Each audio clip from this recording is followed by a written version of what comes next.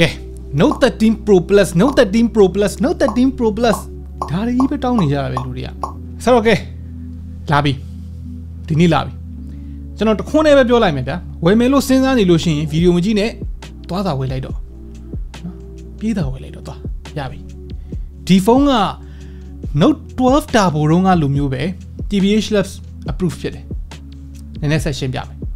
Okay TBH Labs ကနေကြိုဆိုပါတယ် Note 13 series ဖုန်းတွေကမထွက်ခင်ကတည်းကကျွန်တော်တို့ hype နေတဲ့ဖုန်းတွေအဓိကပို hype ဖြစ်တာကတော့ Note 13 Pro Plus ပေါ့နော်အဓိကကတော့သူကမှန်အခုံးဖြစ်သွားတာရယ် IP68 rating ပါလာတာရယ်ပြီးတော့1800 nits အထိ peak brightness ရလာတာရယ်အဲ့ဒါကိုမှ10သိန်းမပြည့်တဲ့ဈေးဆိုတော့တော်တော်ကျန်းတယ်ပေါ့နော်နောက်တစ်ခုကသူရဲ့ performance ကတခြားဒီ Honor 90လိုမျိုး curved display ဖြစ်တဲ့ဖုန်းတွေထက်လည်းပိုကောင်းတယ်ဆိုတော့အဲ့အသာချက်တွေအပြင်ကျွန်တော်တို့မကြိုက်တဲ့အချက်တွေဘာတွေရှိမလဲအဲ့ဒါကိုတစ်ချက်ဒီနေ့မှာကြည့်ကြည့်တယ်ပေါ့နော်ဆိုတော့အဲ့ဒါတွေဘာမှမပြောခင်ဒီနေ့ဗီဒီယိုဖြစ်မြောက်ရေးကိုကူညီပေးထားတဲ့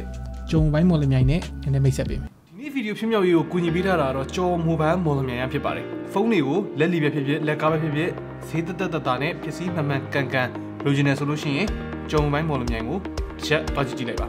ကျွန်တော်တို့ description ထဲမှာလည်းဂျုံမိုဘိုင်းမော်လမြိုင်ရဲ့ page ကို mention လေးခေါ်ပေးထားပါတယ်ဒီဇိုင်းပိုင်းကဒီဖုန်းက Note 12 series နဲ့ခက်ဆင်ဆင်ပဲဆိုပေမဲ့ back cover ကိုသူကအပေါ်ပိုင်းကအနက်ရောင်အောက်ဘက်ကအရောင်ဖြော့မီးကိုရောင်နဲ့ jewel tone ပုံစံလုပ်ထားတာနည်းနည်းတော့အမြင်တော့ပုံဆန်းသွားစေတယ်ဒါပေမဲ့သူရဲ့ jewel tone က texture မပြောင်းသွားတော့သူကအမြင်အရပဲအဲ့လိုဖြစ်တာကန်ရတာကတော့အပေါ်ရောအောက်ရော glass material ပဲဒီအလဲကတော့ aluminum frame သုံးထားတယ်အပေါ်နဲ့အောက် ဘေး bezel တွေက mid range phone တွေလို့အထူကြီးမဟုတ်ဘူးတော်တော်လေးပါတယ်ဒီ build quality နဲ့ design တွေကဒီဈေးဝန်းကျင်မှာဘာမှအပြည့်ပြောစရာမရှိဘူးတိတ်မကြိုက်တဲ့တစ်ချက်ကအနောက်က Redmi logo ထားတဲ့နေရာရဲ့အဲ့ဒီအောက်က f1.65 AI camera ဆိုတဲ့စာရဲ့အဲ့ဒီကောင်တွေကနည်းနည်းတန်ဆောတယ်ပေါ့နော်အဲ့ဒါမပိုင်တော်တော်လေးပို့ပြီးတော့ minimal ဖြစ်မယ် uniform design ဖြစ်သွားမယ်လို့ထင်တယ်ဒါပေမဲ့လည်းတရုတ်ဖုန်းဆိုတော့ဘာတွေမျှော်လင့်နေတာလဲလို့ပဲကိုပြန်မေးရတာပဲပေါ့နော်နောက်တစ်ခုကဒီဖုန်းက curved display နဲ့ဆိုပေမဲ့ Civi ဖုန်းတွေလိုမျိုး hand feeling နဲ့မတူဘူးဘာဖြစ်လို့လဲဆိုတော့ဒီဖုန်းက 8.9mm ထူတယ်204 gram လေးတယ်ဆိုတော့အရန်ပါပြီးတော့ပေါ့နေတဲ့ပုံစံမျိုးမဟုတ်ဘူးပုံမှန် mid range ဖုန်းတွေရဲ့အထူနဲ့အလေးချိန်ပဲဒါပေမဲ့အနောက်ဘက်ကို curve လုပ်ပေးထားတော့အရင် Note series တွေရဲ့ဒီ4000 boxy design ထက်တော့အများကြီးခံရတာပို့ပြီးတော့ comfortable ဖြစ်သွားတယ်ပြောရလို့ရှိရင် Civi series နဲ့ Note series နဲ့နှစ်ခုပေါင်းပြီးတော့မွေးလာတဲ့ကလေးလို့ပြောရမယ်အဲ့လိုတူတယ်ပေါ့နော်ပြီးတော့ Note series မှာပထမဆုံးအနေနဲ့ IP68 water resistant ပါလာတယ်အဲ့ဒါလည်းတော်တော်မိုက်တယ်နောက်ထပ်သတိထားမိတာကသူ့ရဲ့ curved display ကခုံးနေဆိုရုံတော့ပဲတအားတိတိတကြီးလက်နဲ့သွားထိနေရအောင်လို့မျိုးခုံးနေတာမျိုးမဟုတ်ဘူးဒါ front glass ကို Gorilla Glass Victus သုံးနေတာလည်းဒီဈေးမှာသဘောကျစရာပဲကြောက်ခဲပေါ်ကြရင်တော့ကွဲမှာပဲဆိုပေမဲ့နည်းနည်းကန်ကောင်းရင်တော့မကွဲဘူးပေါ့ဗျာသိမလားအဲ့တော့ပြီးတော့သူ့မှာပါတဲ့ cover ကျွန်တော်တို့အရင်မြင်နေကြ transparent silicone cover မဟုတ်ဘူးဒါနည်းနည်းလေး quality ပိုကောင်းတယ်လို့ခံစားရတယ်အဲ့ဒီကောင်ကတက်လိုက်လို့ရှိရင်ရုပ်ဆိုးနေတဲ့နေရာတော်တော်များများလေးကွယ်သွားတယ်ဖုန်းလေးအများကြီးပုံမထူလာဘူးအဲ့ဒါလည်း plus ပဲမိုက်တယ်ခု Okay display ဘက်ကိုသွားမယ် display ဘက်မှာသူ့ဈေးနဲ့ပြန်ရတာတော်တော်လေးတန်တယ်အရင်ဒီ Redmi Note 12 Pro Plus ထက်နှစ်ဆလောက်ကို peak brightness ကပိုကောင်းသွားတယ်900 nits peak brightness ကနေပြီးတော့1800 nits အထိဖြစ်သွားတယ်အဲ့ဒီတစ်ချက်က HDR content တွေမှာဆိုရင်တော်တော်လေးသိတာတယ် resolution ကလည်း1220 2912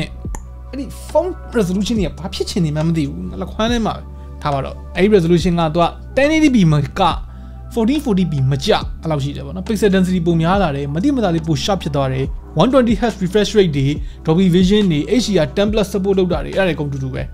color တွေ contrast တွေကဒီ mid range ဖုန်းတစ်လုံးထပ်ပိုကောင်းတယ်ပေါ့နော်တော်တော်လေးကိုပိုကောင်းတယ် gamer ဆော့ရုပ်ရှင်မဲ့ကြည့်ဒီ panel ကိုသဘောမကျစရာအကြောင်းရှိကုန်မရှိဘူးနေအောင်အောက်မှာလည်းကောင်းကောင်းကြီးမြင်ရတယ် stereo speaker ပါတာကလည်းဒီ10သိန်းဝန်းကျင်က curved display ဖုန်းတွေမှာရှားဖတ်ဖြစ်စင်တယ်ပြတဲ့ထဲထားရမယ်အတန်လည်းကျယ်တယ် quality ကလည်းသူ့ဈေးနဲ့မှာကွတ်တယ် 3.5mm jack မှာပါတာလေးကတော့ရေဆိုခံအောင်လုပ်ပေးထားလို့ဖြစ်လိမ့်မယ်နော်အဲ့လိုပဲဖြည့်တွေးပေးလိုက်မယ်ပေါ့နော် Mi remote သုံးဖို့အတွက် infrared port လေးလည်းပါတယ် performance ကလည်းကျွန်တော်တို့ဒီဖုန်းကိုအားရတယ် Dimensity 9200 Ultra ကျွန်တော်တို့ထင်ထားတာထက်တာမန်ပိုင်းမှာပိုကောင်းတယ်ကျွန်တော်တို့သဘောကျတဲ့ Redmi Note 12 Turbo ရဲ့ Snapdragon 7 Gen 2ရဲ့ performance ကိုမမှီပေမဲ့သူ stability ကမတိမ်မယိမ်ပဲ 3D Mark Wildlife Extreme Stress Test မှာ stability score ကို68ရာခိုင်နှုန်းရတယ်ဆိုတာကြီးကကျွတ်စင်ကြီးကိုကျန်းတာတခါမှမမြင်ဘူးရှင်ပြောမယ်ဗျာနော်က K60 Ultra ရဲ့ဒီ Dimensity 9200 Stability 81% နဲ့ Highest Temperature 50 degree ထိရောက်တယ်။ Thermometer ဖြစ်သွားတယ်ပေါ့နော်။အဲ့လိုဖြစ်နေတဲ့အချိန်မှာဒီကောင်က Stability မှာ98% Highest Temp 45 degree ထိပဲရောက်တယ်။ဒါတော့မှကျွန်တော်တို့ဒီ Note 13 Pro Plus ကို stress test လုပ်နေတဲ့အချိန်မှာမီးပြတ်နေတာဆိုတော့ aircon မရဘူး။အခက်အနေနဲ့ပူနေသေးတယ်။ဆိုတော့ game changer ဆောက်မဲ့သူတွေအတွက်ရော multitasking ကိုအချိန်ကြာလုပ်မဲ့သူတွေအတွက်ရောဒီ SoC ကတော်တော်လေးမိုက်တယ်။တော်တော်လေး good ဒီ Antutu benchmark score တွေကလည်းဒီအရင် Note 12 Pro Plus မှာပါတဲ့ Dimensity 1080 တက် 45% လောက်ပိုများတယ်။ဆိုတော့ကျွန်တော် TBH Labs လောက်ထားတဲ့ P2P index မှာလည်း 0.8 လောက်ထိရတယ်။ဆိုတော့ price to performance မှာတော်တော်လေးကောင်းတဲ့ထင်မှာပါတယ်။ game ဆောက်မဲ့ဆိုလို့ရှိရင် Genshin Impact လို game မျိုးကိုအခုပြထားတဲ့ setting မှာ frame drop တိတ်မဖြစ်ဖြစ်နဲ့ကောင်းကောင်းဆောက်လို့ရတယ်။ဆိုတော့ Dimensity 9200 Ultra က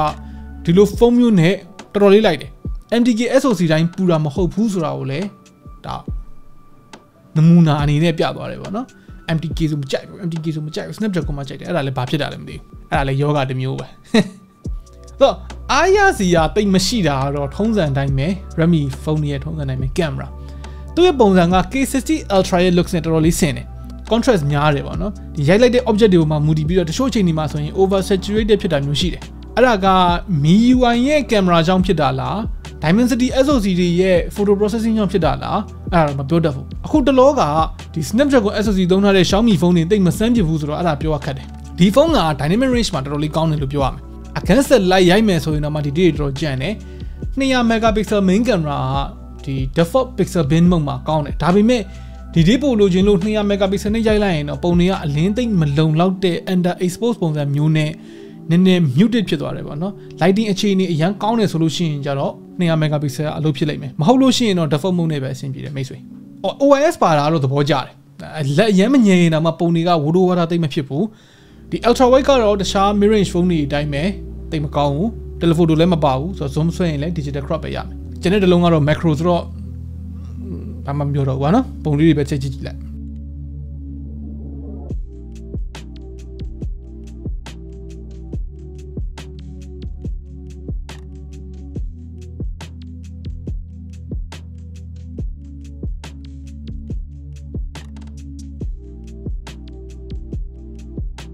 battery ကထုံးစံတိုင်းပဲ 9000 mAh ပါမယ် 120W fast charging ကလည်းသဘောကျစရာကောင်းတယ် 0 to 100 ကိုမိနစ်20ဝန်းကျင်ပဲကြာမယ်ဆိုတော့ကဲအဆုံးသတ်ပြီးပြောမယ်ပေါ့နော်ဒီဖုန်းကိုကျွန်တော်သဘောကျတယ်တန်တယ်လို့လည်းမြင်တယ် IP rating ပါလာတာရောကန်ရတဲ့ hand feeling တော်တော်ကောင်းသွားတာရောဒီကောင်ကဘယ်လိုပြောမလဲ Redmi Note series နဲ့တိတ်မတူတော့ဘူး display က Note 12 Pro Plus ဆက်တိတိတာပိုကောင်းတယ် Dimensity 9200 Ultra ကလည်း efficient လည်းဖြစ်တယ်ပူလည်းမပူဘူးဆိုတော့အဲ့ဒါလည်းအဆင်ပြေတယ် game ဆောက်မဲ့သူတွေအတွက်ကလည်း stability ကောင်းမယ် sustain performance ကောင်းတယ်ဒီ camera ကဒီ mid range phone တစ်လုံးနေနေတော့မဆိုးဘူးဆိုပေမဲ့အရင်ကြီးတော့မမျောလင်းနေပေါ့နော် 120W fast charging ကလည်းအရင်သုံးဝင်တယ်ဆိုတော့ Mi Civi series ပုံစံ curved display phone တွေကိုကြိုက်ပေမဲ့ game ဆောက်ဖို့ performance မလုံလောက်လို့မဝယ်ဖြစ်တာဆိုရင်ဒီကောင်စဉ်းစားကြည့်လို့ရတယ်ပြောရရင်ဒီဖုန်းက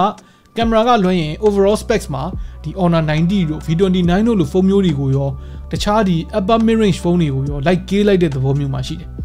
K series ကို hand feeling မကောင်းလို့ပုံတုံးလို့မဝယ်ပြဖို့ဆိုတဲ့သူတွေကိုဒီကောင်ကနည်းနည်း target ထားပုံရတယ်ဆိုတော့ခင်ဗျားတို့ရောဒီ Redmi Note 13 Pro Plus ကိုဘယ်လိုမြင်လဲသဘောကျလားအောက်က comment ထဲမှာဝင်ရောက်ဆွေးနွေးညှိနှိုင်းလို့ရပါတယ်နောက်နေ့မှတွေ့တာပေါ့